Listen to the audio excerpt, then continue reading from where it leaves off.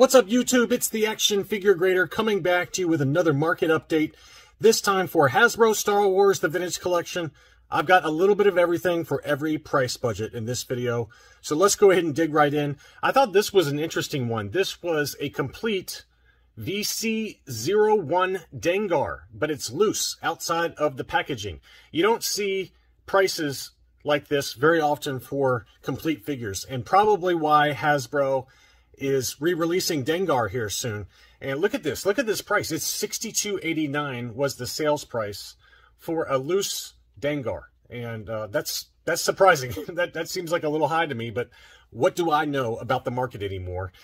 Just an interesting sale there. I thought that I would share, given that I think Hasbro's re-releasing this figure, and I'm sure the sculpt is going to be much better than this. But if you're a completionist and you like loose figures, then I guess there's no other way to do it other than to get it loose, since mint on card, this figure is quite a bit more expensive. Let's talk again about the Sand Trooper. We just talked about him in a video earlier this week, and the dirty Sand Trooper with the sand and mud kind of apps all over the armor is one version. Well, this is the other version, and there were a couple of examples that sold here recently. VC14, this is the foil Ultimate Galactic Hunt version, but this is the white Trooper, so he doesn't have any of the sand apps on him. It looks a little strange in that blister. I don't know, maybe it's just me, but I don't know. I don't know when this one came out versus the one with the sand. You experts out there can correct me on that. But anyway, $59 was the sales price plus $10 shipping, so clearly the one with the sand apps is a lot more desirable, since we saw two examples that sold for between $175 and $200. Here's another one. This one sold for $28. VC14. This one's got the free Boba Fett rocket firing Fett offer and the non-foil card. And here it is outside of the blister. It's punched and a very minor wear at most, but $28. It's pretty crazy to see the price disparity between the one with the sand apps versus the white armor. But I just thought I'd share that information. Here's another really nice one. This is VC19. Clone Commander Cody, a punched example, which most of them are for this low of the VC numbering. But this is the non-foil example with the Boba Fett offer, and that one sold for $130 plus $6 shipping. So pretty interesting data point there. Really clean card overall, just some minor edge wear in the bottom corner on the back of the bottom. This is the US card. So there's a data point for Clone Commander Cody. This price surprised me. We've talked about a few Jango Fetts that sold here recently, but for between $150 and $250, depending on card condition and whether it's punched or unpunched, whether it's the US card versus the Canadian versus the European card. This one was pretty tatty. It had quite a bit of damage to the card back, as you can see. A little bit of hair going on around that hang tab as well. But, I mean, this card is at best probably 75 plus condition, and that's still sold for $150 plus $10 shipping. I probably would reel that one back in. That seems like a little bit of an overpay, just given the condition of the card. But anyway, someone was willing to pay it. I guess they just had a tight budget. To me, I think if we just saw one that was in much better condition and was also punched. It was the same U.S. card that sold for the same price in an auction. And the card was in just way better condition than this. So I'm a little surprised that one sold, but that one did sell on May 9th. Here was an unpunched Senate guard. This has got the far away photo, the kind of in the hallway photo versus the close-up. And the card looked to be pretty darn good condition overall. That one sold for $96 in an auction. I've got a number of this seller's auctions kind of sprinkled in here depending on which VC number it is. I tried to go in order this time for you guys, but this was the US card, VC36. Pretty good shape overall. One little minor ding at the bottom below the proof of purchase there, but $96 plus $8 shipping took that one home.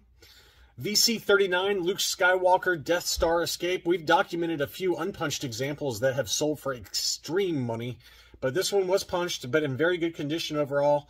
The same seller. That one sold for $53 plus $8 shipping. And another one, again, that we've harped on in the past that I think is going to continue to creep up in price, and that is Princess Leia in the Sandstorm outfit, the Blu-ray deleted scene figure. This one had the Darth Maul offer, and it was punched. Pretty good condition again. This seller had some really nice examples overall, but it was punched, and that one still sold for $107.50. So I fully expect this figure, just given what the true slave Leia, what's that, VC64? Just given that that figure has just gone into the stratosphere, I expect this figure to continue to go up in price. Here's another data point for VC88, the Sandstorm Leia. Again, on the US card, here's the back of it. And that one sold for $113 plus another $13 shipping. So that's $126 for that one. So this one sold for about $115, and this one sold for $126. So that gives you a good data point for a punched VC88 Leia Sandstorm outfit. Here was a shocker. You know, I know that this Luke Skywalker Crait from The Last Jedi has always been kind of expensive, and this one did not disappoint. This one is VC146. This sold for $115. That's definitely higher than the last couple of sales we've documented on the channel. I think the last couple have been in the kind of the $85 to $100 range, but this one sold for $115 plus $8 shipping on 28 bids, but a very clean card overall. So that's one I'd like to have because I really do like that sculpt a lot, and the card back's not bad either. I mean, The Last Jedi is what it is, right? But that's one that continues to command pretty good money on the secondary market, as does this one. This is the Imperial Assault Tank Commander. I should have bought this back when it was like $65 to $85, but unfortunately I did not. This was a nice clean one. That one sold for $127.50, VC148, and there's the back of the card there. But $127.50 on 14 bids plus $8 shipping took that one home. And again, this seller had some really nice examples. This is the Rey from Rise of Skywalker. I just, for whatever reason, I love this card back. I love it. I just think it's an awesome card. I don't care what y'all say about the new trilogy. There's certain figures within the TVC line for the new trilogy that look really hot on the card, and this is one of them. Rey looks like a badass in this one. She just looks really good. And that one sold for $62. That's come way down. That's come way down. It reached a peak like in January of last year for stupid money. I mean, it was like $150 or something crazy. But this one sold for, it's come back down slowly. And this is the lowest I've seen this one sell in a while for a near mint example. So it's probably a good time to pick that one up if you are looking to kind of fill a void in your collection. Here was an uncirculated 9.0 Mandalorian. This is the first issue. That one, this seller has sold 2 of them. There's still 2 left. $99 plus $9.90 shipping, so about $110 for an uncirculated 9.0 gold label Mandalorian. I mean, I know that Hasbro produced a ton of these. There's been several different manufacturing waves for this figure, so, it probably won't creep up in value long term. I mean, obviously, if the Mandalorian continues to be popular, there's going to always be somebody that wants the first issue vintage collection Mandalorian, but it's just one of those figures. I would love to know the production numbers for this figure for VC166. I bet it is like 5 or 6 times the average figure. But again, it's an uncirculated 9.0 for $110. I don't think you can really go wrong with that. All right, now this is what I wanted to talk about. In my last video on the vintage collection market update, I accidentally was talking about the reissue versus the original issue of Luke Skywalker Jedi Knight. I apologize. I did put a pinned comment in that video saying that I'm an idiot.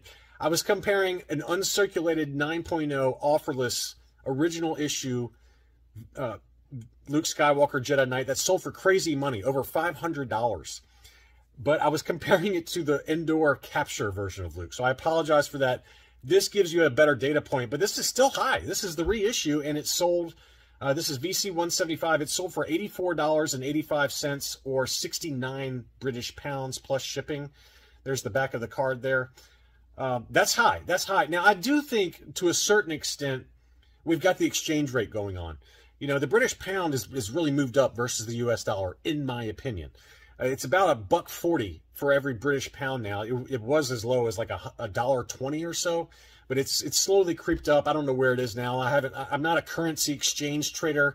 I'm not a cryptocurrency expert, so take my words with a grain of salt. But I do think that the fact that this sold over in London for British pounds, there is a little bit of currency conversion going on there. And you also have to remember that eBay and /PayPal, they give you the worst possible exchange rates for any kind of item that's overseas. Whether you're buying, if you're in the UK buying a US item, it's probably pretty good for you guys. But for us buying stuff that's over in the UK, you're paying, and you also have to pay a PayPal currency conversion rate every time you do a foreign transaction. So we get hit pretty bad over here. But Anyway, that's still a pretty high number, even if you're looking at it in British pounds. Here was an uncirculated Electro Staff Purge Trooper. Look how good this looks graded. I just love this one. I've got this one in my collection. I just absolutely love it. I am not complaining at all. But both of these sold, they were listed for $120, free shipping. That's a pretty good deal. That's a pretty good deal. To grade anything with AFA right now, it's 55 bucks. Thereabouts, after accounting for shipping. And this is on the modern scale. If you wanted to get the 3-tier grading, I've got a video up on my channel that talks about walking through how to do that. Thank you again to Barry S. for showing me how to do that. I've got a few items that I sent in for 3-tier grading with AFA, and I don't know when they're going to be back, but it should be pretty soon, hopefully, as part of the great turnaround time experiment between AFA and CAS. But this one is on the modern scale, but still 120 bucks for a beautiful uncirculated 9.0 Electro Staff Purge Trooper. I know that some people don't like this gaming grades and the fact that it's not consistent between having the logo in the bottom right versus having the logo up top. I don't care. I just want the figures. I love the gaming grades, and why they have not re-released VC100 Star Killer on a Force Unleashed card back, I have no idea. I have no idea. That thing would sell like hotcakes, and it's just a no-brainer, but they still have not brought it out. Here were a couple of graded 3-packs. These were the Target exclusive Hoth Rebel special action figure set. It was graded AFA 8.5, as you can see there. Uncirculated as well. Target exclusive. That one sold for $275 on free shipping. And that same seller had the Bespin Alliance. This has got that really hideous Bespin security guard. Look how hideous his face is. He looks like Skeletor. He kind of looks like Nominor, too. I mean, look how hideous that face is. But it also has Lando and an outdated Luke Skywalker Bespin. But that one was also an AFA 8.5. That one sold for $295 on free shipping. So pretty big data points for those special action figure sets. And I'm a little surprised that more people don't get the special action figure sets graded. Whether it's the 501st or the Dr. Aphra set, you know, the Cave of Evil even. I mean, there's some really nice special action figure sets that look amazing graded. And I don't have a lot of these early ones. I think I've only got, you know, most of the recent release ones. But they look great graded, and I think that they're going to continue to go up in value. A couple of data points for some recent ARC Trooper releases. This is the Battlefront 2 ARC Trooper. Really nice. I love this card back so much. I cannot wait to get mine in whenever they come. He's got 2 of them available. 2 of them did sell for $60. $60. So about 3 times retail for the ARC Trooper. And then we have the ARC Trooper Umbra Operative. This is probably my favorite. Well, we had the other one, the Lambent Trooper. That's probably my favorite with that lime green. I think he's got the metallic green. Boss Bounty and Only One Kenobi have reviews on their channel, so you can go check it out. But this one's pretty high. This is probably my second favorite one. It's kind of like a stealth armor outfit. I love it. That one, again, also sold for $60, free shipping. 2 sold, 3 still available. And then I got a few data points for sealed vehicles before we wrap this video up. This is the Toys R Us original issue X-Wing Fighter, mint and sealed box. Some light edge wear there, as you can see. But that one still sold for $120 plus another $25 shipping. So I think you can probably do a little better if you're a little patient. You can probably find one, a little cleaner box. Make sure when you buy nice sealed vehicles, TVC vehicles, that you always ask the seller in the notes to wrap them perfectly. And that's what I did with a few vehicles that I had in my collection, one of which we're going to talk about in a second. But I never had an issue. I always say, hey, look, if you need to charge me an extra $5 or an extra $10, I'm okay with it. But I want to keep it mint. And maybe that's the OCD in me. Maybe you guys don't care about that as much as I do. But let's call that $145. I think you can probably get that for close to that, maybe slightly higher with a better box than one that has quite a bit of edge wear like this one did. This is one that I had in my collection for a little while. This sold for 85 pounds or $105 US plus shipping, but it was a really nice mint box for the Imperial troop transport. I already miss it. I think Eduardo, I can't remember who bought this. No, I think Eduardo, who's a channel subscriber and a friend of mine, I think he bought the Combat Assault Tank. Matthew C. bought the Mandalorian Imperial troop transport. I can't remember. I missed both of those guys, but I hope you're enjoying them. But I had both of those graded by CAS, and they were really nice. But I lost room/space in the collection room. Is just running. It's just at a premium, so I had to get rid of some of the hot stuff in my collection. Here was a mint in sealed shipper box Razor Crest. Here's another data point for those of you looking for it. This one sold for $700 plus $101 US shipping. So still sealed in the factory shipper box, but that gives you another data point. That seems to be about the going rate, you know, $700 to $800, depending on whether it's still sealed in the shipper box, whether it's been taken out but proven to have no dings on the actual packaging for the item. But that gives you a rough data point.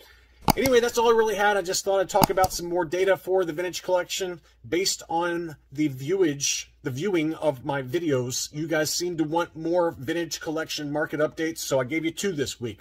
I hope you enjoyed them. Thanks so much for watching, and I'll be back soon.